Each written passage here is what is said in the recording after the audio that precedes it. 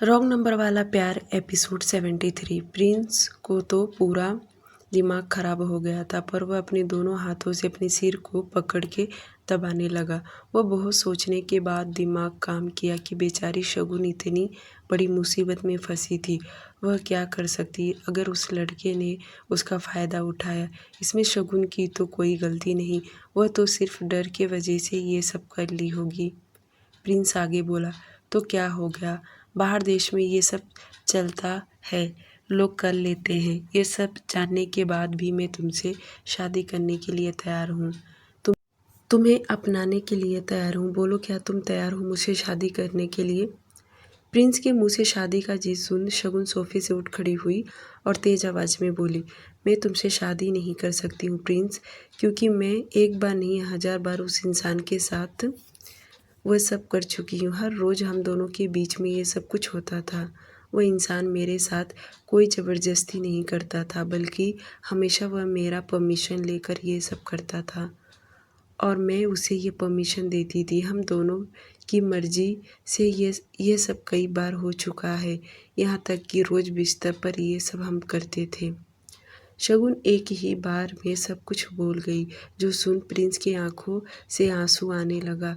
उसने कई कभी ऐसा उम्मीद नहीं किया था कि शगुन कभी ऐसा बोलेगी, कभी वह ऐसा कहेगी। जिस शगुन को प्रिंस जानता था, वह शगुन आज उसके सामने नहीं खड़ी थी, यह कोई और शगुन थी। प्रिंस को रोता देख शगुन भी रोने लगी। उसके दोनों हाथ पकड़ उसे समझाते हुए बोली, देखो प्रिंस, अब हम दोनों का कुछ नहीं हो सकता। तुम जिस शगुन को जानते हो, वह अब मैं शगुन नहीं हूँ। शगुन की एक एक बातें सुनकर प्रिंस का दिल टूटते जा रहा था। वह अब यहाँ एक पल नहीं रुकना चाहता था। वह जैसे उठ जाने को हुआ कि शगुन तुरंत उसका हाथ पकड़ ली और उसे रोकते हुए बोली, प्रिंस रुको, तुम ऐसे नहीं जा सकते हो। तब तक राशि भी अंदर आ गई और वह प्रिंस को बैठने के लिए बोली। अब तीनों सोफे पे बैठ गए थे और राशि प्रिंस को रोते हुए देख ली, क्योंकि उसकी आंखें रोने की वजह से लाल हो गई थी और आंसू बह रहे थे। प्रिंस तुरंत अपने दोनों हाथों से अपने आंसू साफ कर लिया, पर उसे रोते हुए दोनों बहनों ने देख लिया था। राशि प्रिंस को समझाते हुए बोली, प्रिंस देखो, अभी फ़िलहाल हालत ठीक नहीं है, तुम समझ रहे हो ना। मैं नहीं चाहती हूँ कि तुम्हारी किसी भी गलती के वजह से मोहल्ले में किसी को पता चले। देखो, तुमने प्रॉमिस किया है कि किसी को पता नहीं चलेगा। प्रिंस लंबी सांस छोड़ते हुए बेमन से मुस्कुराया और बोला, तुम दोनों पागल हो क्या? बचपन का तुम दोनों का दोस्त हूँ और तुमने बहुत भरोसा करके मुझे बताया है, तो मैं कैसे तुम्हारा भरोसा तोड़ सकता हूँ? प्रिंस के मुंह से कभी भी यह बात किसी को पता नहीं चलेगा। अब रात के 8 बज चुके थे। राशि प्रिंस और शगुन से बोली, अब चलो, हमें खाना खा लेना चाहिए। इतना बोलकर राशि बाथरूम में फ्रेश होने चली गई। वहीं प्रिंस शगुन से बोला, शगुन, क्या तुम फिर से इटली चली जाओगी? मेरा मतलब उस लड़के यानी अथर्व के पास। प्रिंस रुक रुक के बोल रहा था। अब वह रो नहीं रहा था, पर शगुन उसे सब कुछ पूछना चाहता था, जो सुन शगुन तुरंत बोली, हाँ, मैं वापस वहाँ चली जाऊँगी, क्योंकि मैं अगर यहाँ रही तो मेरे परिवार वालों को बहुत मुसीबत का सामना करना पड़ेगा और मैं नहीं चाहती हूँ मेरी वजह से मेरे परिवार किसी मुसीबत में पड़े, जिसके चलते मुझे यहाँ वहाँ जाना पड़ेगा। प्रिंस फिर से हिम्मत करके बोला, फिर तुम वापस कब आओगी? मेरा मतलब राशि की शादी होने के बाद तुम वापस यहाँ हमेशा हमेशा के लिए आ जाओगी ना रहने, क्योंकि मैं तुम्हारा इंतज़ार करता रहूँगा।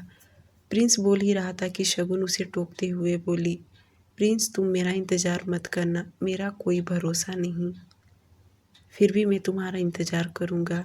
प्रिंस तुरंत बोला, क्योंकि मैं तुमसे सच्चा प्यार किया है और आज से नहीं, बचपन से कर रहा हूँ, इसलिए हमेशा तुम्हारा इंतज़ार ही करूँगा और मुझे यकीन है तुम ज़रूर लौट कर आओगी। वह दोनों इसी तरह बातें कर रहे थे। तब तक राशि फ्रेश होकर बाहर आई और तीनों रूम में से बाहर निकले उनके निकलते ही तेजा दरवाजे पर ही खड़ा था और जैसे तेजा ने प्रिंस को देखा तो देखते रह गया। वही हाल प्रिंस का भी था।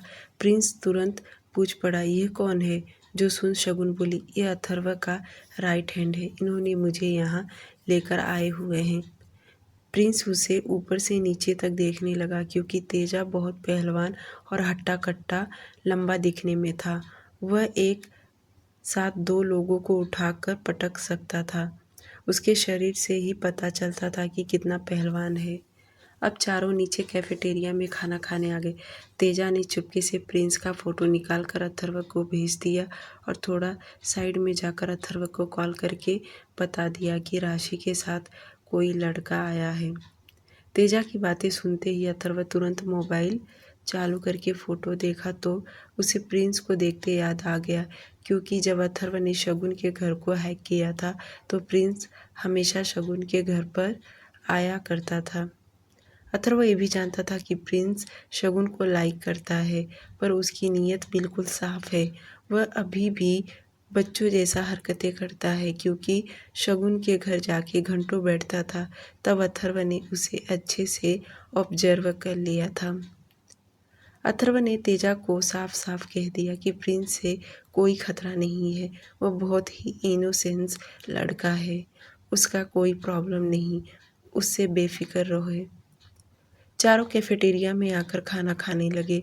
खाना खाते वक्त चारों की यही बातें हुआ कि जिस तरह आज प्रिंस राशि का पीछा करते हुए होटल आ पहुंचा, कल को कोई और राशि को ऐसे देख लिया तो यह बहुत जल्द गोकुल धाम में सभी को पता चल जाएगा। यह सोचते ही राशि घबराने लगी कि शगुन के बारे में सभी को पता न चल जाए, वरना। जब चारों खाना खाने के बाद वापस रूम नंबर 950 में आए, राशि शगुन की तरफ देखते हुए बोली, प्रिंस सही कह रहा है, मुझे रोज़ रोज़ यहाँ नहीं आना चाहिए, वरना यह बात बहुत जल्द सभी को पता चल जाएगा। प्रिंस बीच में बोला, हाँ शगुन, यह बात बहुत जल्द सभी को पता चल जाएगा, इसलिए राशि को घर जाना चाहिए ताकि 2 दिन वहाँ रहे फिर यहाँ आए, जिससे किसी को खबर नहीं होगा। चारों ने बहुत देर तक डिस्कस किया। डिस्कस करने के बाद फाइनली उन्होंने अथर्व को बताने का फैसला लिया। राशि ने शगुन को अथर्व को एक बार कॉल करके आज के बारे में बता देने के लिए बोली। शगुन तुरंत अथर्व को कॉल की और आज जो कुछ हुआ प्रिंस के बारे में बता दी कि किस तरह प्रिंस आज होटल आ पहुंचा। तेजा ने तो पहले ही प्रिंस के बारे में बता दिया था, पर यह बात अथर्व को भी परेशान किया कि आज जिस तरह प्रिंस ने राशि का पीछा करते हुए होटल पहुंचा, वैसे कोई और भी पहुंच सकता है, जो ठीक नहीं रहेगा। अथर्व कुछ सोच ही रहा था कि शगुन अथर्व से बोली, राशि दीदी 2 दिन घर रहेंगे, उसके बाद यहाँ आएंगे। मैं तो यहाँ पर अकेली रहूँगी। शगुन बोल ही रही थी कि राशि उसके हाथ से फ़ोन ले अथर्व को समझाते हुए बोली, शगुन ठीक कह रही है, मैं 2 दिन घर रहूँगी, उसके बाद यहाँ आऊँगी ताकि किसी को कानों कान खबर ना चले। राशि फ़ोन लिए बातें करते थोड़ा साइड में जाकर अथर्व से बोली, मैं तो यही कहूँगी आप शगुन को जल्दी से अपने पास बुला लीजिए, यहाँ रहेगी तो बहुत प्रॉब्लम क्रिएट होगा।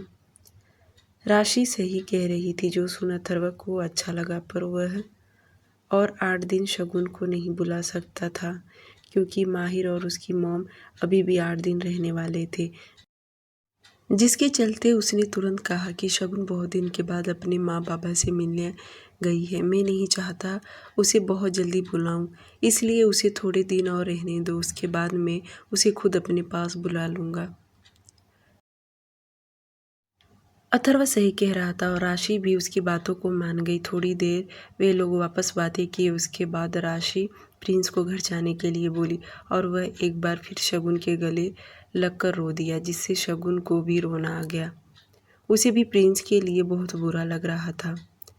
प्रिंस शगुन से जब अलग हुआ तो बोला, तुम इटली जाने से पहले मुझसे मिले बगैर मत जाना, वरना मैं हमेशा के लिए तुमसे नाराज़ हो जाऊँगा।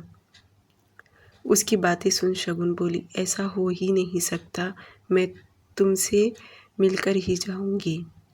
प्रिंस 2 मिनट और राशि से बातें किया। उसके बाद वह रूम से बाहर निकला और जल्दी से नीचे आया और घर के लिए रवाना हो गया और तेजा अपने कमरे में चला गया। शगुन और राशि थोड़ी देर और बातें की। राशि शगुन से बोली कि कल वह सुबह जब ऑफिस जाएगी तो शाम को सीधे घर चली जाएगी और शगुन अपना ख्याल रखे, 2 दिन के बाद वह वापस आ जाएगी। ये सुन शगुन राशि से बोली, राशि दीदी आप बेफिक्र कर रहिए, वह 2 दिन ठीक से रह लूँगी। ऐसी ही बातें करते दोनों बहनें सो गई। Next morning holiday hotel room number 950। राशि और शगुन दोनों बहनें उठी। राशि को फटाफट ऑफिस जाने के लिए तैयार होने लगी। जब वह तैयार हो गई तो शगुन के पास आकर उसके गाल पर किस करते हुए बोली, अब मैं 2 दिन के बाद ही आऊँगी, तब तक तुम अपना ख्याल रखना। और तेजा की तरफ देखकर बोली कि कोई बात हो तो तुरंत मुझे बता देना और मेरी बहन का अच्छे से ख्याल रखना। तीनों सुबह सुबह ब्रेकफास्ट किए। उसके बाद राशि हमेशा की तरह कैब बुक करके ऑफिस के लिए निकल गई। उसके जाने के बाद शगुन उदास होकर कमरे में बैठी थी। उसे तो पता था आज उसकी बहन रात को नहीं आने वाली है। दोपहर में जब अथर्व ने शगुन को कॉल किया तो शगुन बहुत उदास दिखाई दे रही थी, जो देख अथर्व समझ भी गया कि वह क्यों उदास है। अथर्व बहुत देर तक शगुन के साथ प्यार भरी बातें किए जा रहा था। बदले में शगुन भी उसे रिप्लाई अच्छे से दे रही थी। अथर्व आगे बोला, आज रात तुम अकेले हो, ठीक से सोना और जल्दी खाना खाकर सो जाना। वैसे तुम डरपोक हो और नींद ना आए तो मुझे कॉल कर देना और वीडियो कॉल करना ताकि मैं तुम्हें देखता रहूं। जब तक तुम्हें नींद नहीं आए तब तक मैं जागता रहूँगा। अथर्व का इतना कहना कि शगुन मुस्कुराने लगी और मुस्कुराते हुए बोली, हाँ मैं डरपोक हूँ। जब आपको सब कुछ मेरे बारे में पता है तो ऐसा करिए, आप खुद ही मेरे पास आ जाइए, क्योंकि मुझे सच में बहुत डर लग रहा है, क्योंकि होटल में मैं पहली बार रुकी हूँ। अगर घर रहता तो शायद मुझे डर नहीं लगता, क्योंकि आदत पड़ जाता है, पर यह तो एकदम नया नया है और राशि दीदी थी तो मुझे डर नहीं लगता।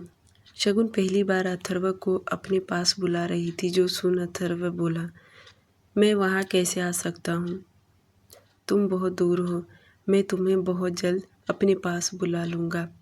अथर्व का इतना कहना कि शगुन बच्चों की जैसा मुंह बनाते हुए बोली, आपको किस चीज़ की कमी है, आपके पास तो सब कुछ है, आप तो चाहे जहाँ यूं ही चले जाएं, तो क्या होगा अगर आज आप यहाँ आ गए तो। अथर्व शगुन थोड़ी देर यूं ही और बातें करते रहे।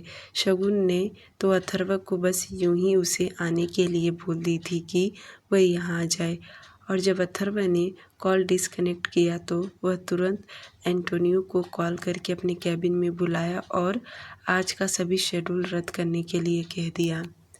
अथर्व ने सबसे पहले माहिर को कॉल किया ताकि उसे अपनी बातों में फंसा ले। अथर्व माहिर को यहाँ बताना चाहता था कि आज वह कहीं बाहर बिजनेस के लिए जा रहा है। जब उसने माहिर को यह बताया तो माहिर पहले उसे बता दिया कि वह खुद आज रात विला नहीं आने वाला है। ये सुन तो अथर्व खुश हो गया कि आज माहिर आने ही वाला नहीं है। अगर वह घर आता तो जरूर अथर्व पर शक करता, पर आज वह खुद ही नहीं आने वाला। अथर्व जल्दी से विला पहुंचा और अपनी मॉम को बताया कि आज रात वह घर नहीं आएगा, उसे एक बिजनेस के लिए जापान जाना है। नीलम जी तो काम के रिलेटेड किसी को रोक टोक नहीं लगाती, उन्होंने बदले में यही कहा कि संभाल कर जाए और अच्छे से जाए। अथर्व एंटोनियो को जेट रेडी करने के लिए कह दिया था और वह जल्दी से विला से बाहर निकला और जेट में बैठकर उड़ान भर लिया। वह शगुन के पास बहुत जल्द पहुंचना चाहता था। करीब उसे 4 से 5 घंटे तो लग ही जाएंगे उसके पास पहुंचने के लिए। जब वह पहुंचेगा तब तक तो शगुन सो जाएगी। जो भी हो, पर बात अगर शगुन का आए तो अथर्व बिल्कुल भी रिस्क नहीं ले सकता। वह अपने पास नहीं बुला सकता था तो क्या हुआ, वह खुद उसके पास पहुंच जाएगा। पर हमारी शगुन को इस बारे में बिल्कुल भी खबर नहीं, उसे तो बस हवा में तीर छोड़ी थी। पर जब वह सचमुच अथर्व को अपने पास देखेगी तो रात के 11 बजे कोलकाता वेस्ट बंगाल। रात के 11 कोलकाता में उसकी जेट लैंड कर चुकी थी और जब वह जेट से बाहर निकला तो पहले से ही ड्राइवर उसे पिक करने आया था। यह बात तेजा को पहले ही खबर हो गया था कि अथर्व आ रहा है, पर वह अपने बॉस के अगेंस्ट थोड़ी ना जा सकता कि वह शगुन को बताए। अथर्व को पिकअप करने के लिए ड्राइवर भेजा था क्योंकि अथर्व उसे मना किया था कि वह ना आए क्योंकि शगुन अकेली रह जाएगी। पर वह आज उसका अच्छे से ख्याल रखे, जिसके चलते तेजा नहीं आया, बल्कि उसके मुंबई वाले मेंशन का मैनेजर ने ऑलरेडी गाड़ी का बंदोबस्त कर दिया था। ड्राइवर वहाँ पहले से ही खड़ा था। अथर्व कार में जाकर बैठ गया। अभी उसे कोलकाता से होटल आने के लिए करीब घंटे भर के ऊपर लग जाएगा। अथर्व एयरपोर्ट से होटल हॉलीडे के लिए रवाना हो गया। इधर होटल में शगुन खाना खाकर सो गई थी। अब तो रात के 12 बज चुके थे। शगुन तो कब का सो गई थी। पहले तो उसे नींद नहीं आ रहा था, पर देर से उसे नींद आ गया। करीब रात 12:35 पर अथर्व हॉलीडे होटल पहुंचा और डायरेक्ट एंट्रेंस डोर के सामने रुका। अथर्व उसमें से निकला तो तेजा उसके सामने आकर उसे ग्रीट किया और अपने साथ उसे अंदर लेकर गया। तेजा आगे चल रहा था और अथर्व एकदम उसके पीछे और दोनों लिफ्ट के पास गए। 5 मिनट में ही पर दोनों 8 फ्लोर पर पहुंच गए। तेजा अपने साथ अथर्व को रूम नंबर 950 के पास लेकर गया। अथर्व आ रहा था इसलिए तेजा ने पहले ही मैनेजर से डुप्लीकेट की ले लिया था कि अथर्व के हाथ में दिया और वहां खुद 9 फ्लोर पर चला गया। अथर्व एक बार की को देखा और मुस्कुराया और दरवाज़ा खोल अंदर गया। अथर्व दरवाज़ा खोलकर अंदर गया और अंदर से दरवाज़ा बंद कर दिया और कदम बढ़ाते हुए आगे की तरफ जाने लगा। जैसे अंदर कमरे का दरवाज़ा खोला, देखा शगुन बच्चों की तरह सो रही थी। 8 दिन के ऊपर दिन बीत गया था। फाइनली आज अथर्व शगुन के पास आ गया। पहले तो उसने अपने हाथ में पहना हुआ वॉच निकालकर टेबल पर रखा। उसके बाद अपना कोट निकालकर साइड में रख दिया। उसके बाद हाथ का स्लीव्स का बटन खोल ऊपर किया और शर्ट के ऊपर के 3 बटन खोले और सीधे जाके बेड पर बैठा। अपना हाथ आगे बढ़ा के उसके चेहरे को छूकर देखा, जैसे कि कई बरसों के बाद उसे देख रहा हो। वह इतनी गहरी नींद में सोई थी कि अथर्व के छूने से भी नहीं उठी।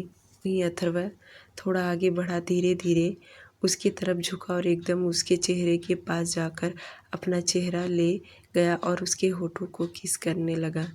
अभी भी शगुन उठ नहीं रही थी और धीरे धीरे अथर्व उसके होठों को किस करना चालू कर दिया। यूं ही 2 मिनट के बाद शगुन कुनकुनाने लगी। अथर्व उसके होठों को छोड़ा नहीं, बल्कि और भी ज़्यादा तेज़ी से उसके होठों को चूमने लगा। वैसे भी कितने दिन हो गए थे उसे छुआ नहीं था, देखा नहीं था। आज उसे देखकर ऐसा लग रहा था जैसे कितने दिन का प्यासा हो। अब शगुन कसमसाने लगी थी और दोनों हाथ वह ऊपर की ओर धीरे धीरे पलकें झपकाते हुए आंखें खोलने लगी और जैसे उसे पूरी तरह महसूस हुआ कि उसके साथ कोई गलत कर रहा है तो वह पूरी तरह आंखें खोल दी। अब जाकर उसे समझ में आया कि कोई है। शगुन तुरंत अपने दोनों हाथों से उसे धक्का देने की कोशिश की क्योंकि वह शक्ल नहीं देख पा रही थी और उसकी धड़कनें 180 के स्पीड से धड़क रहा था। सिर्फ उसकी जान निकलना बाकी था। पर अथर्व जरा भी टस से मस नहीं हुआ क्योंकि उसे तो पहले समझ गया कि शगुन उठ रही है। वह पूरा अपना हाथ साइड से बेड पर प्रेशर देकर खुद को वैसे ही रखा। शगुन तुरंत अपने दोनों पैर पटकने लगी, पर अथर्व इस बार उसके हाथ को पकड़ लिया। अथर्व उसे बिल्कुल भी छोड़ नहीं रहा था, क्योंकि वह भी जान गया था कि शगुन उसे कोई और समझ रही है।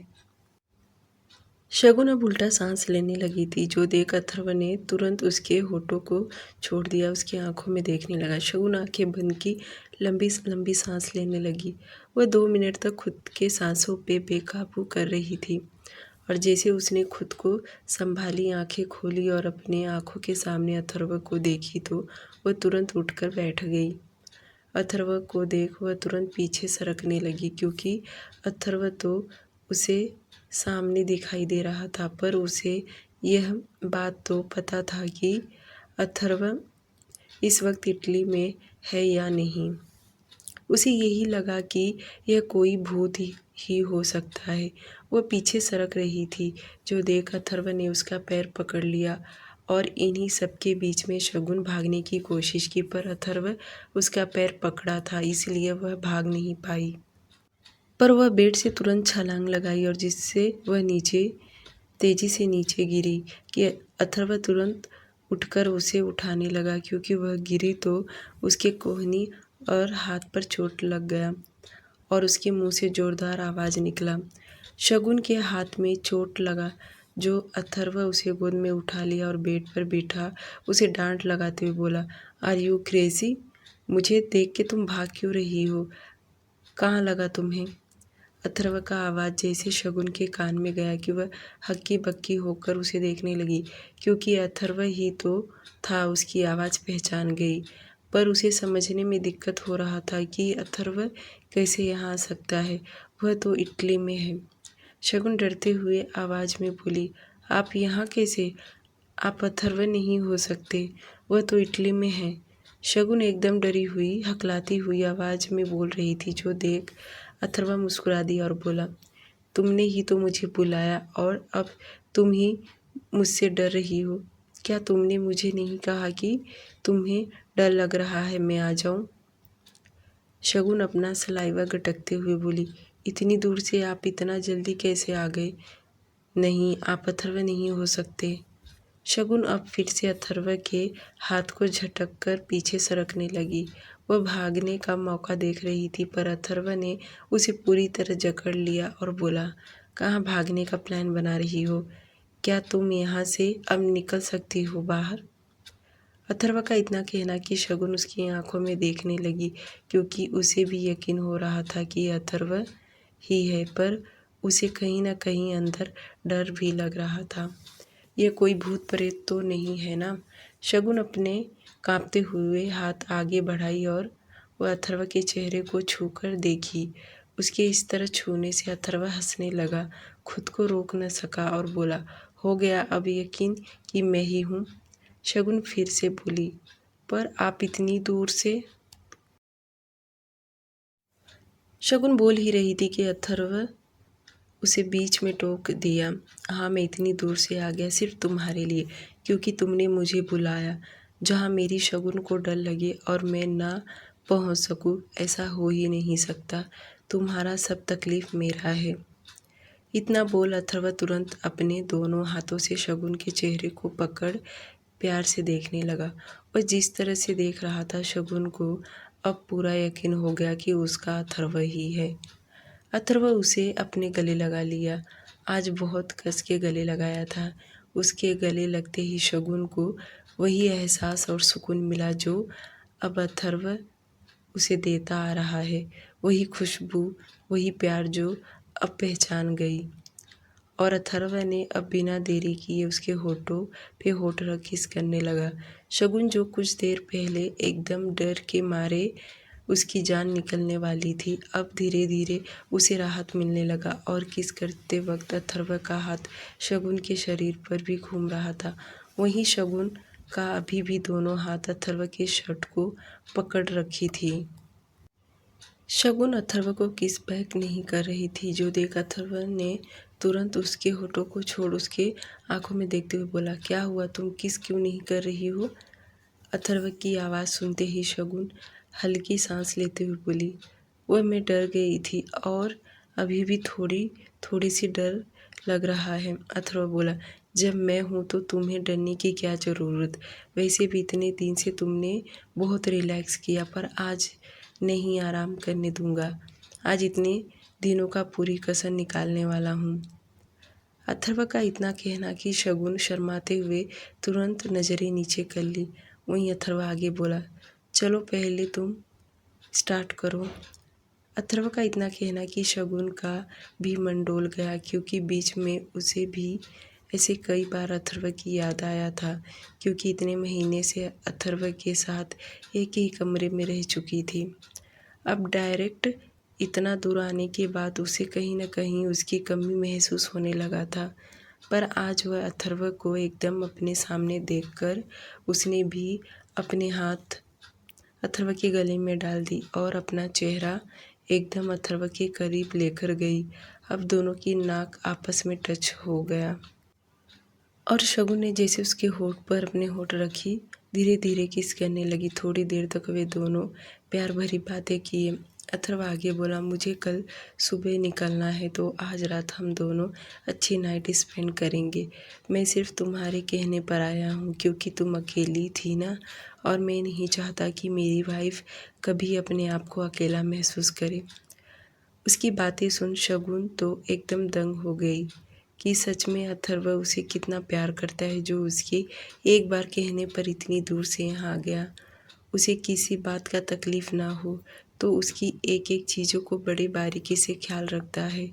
उसके उठने बैठने, खाने पहनने ओढ़ने सभी चीज़ों को लेकर कितना ज़्यादा ख्याल रखता है।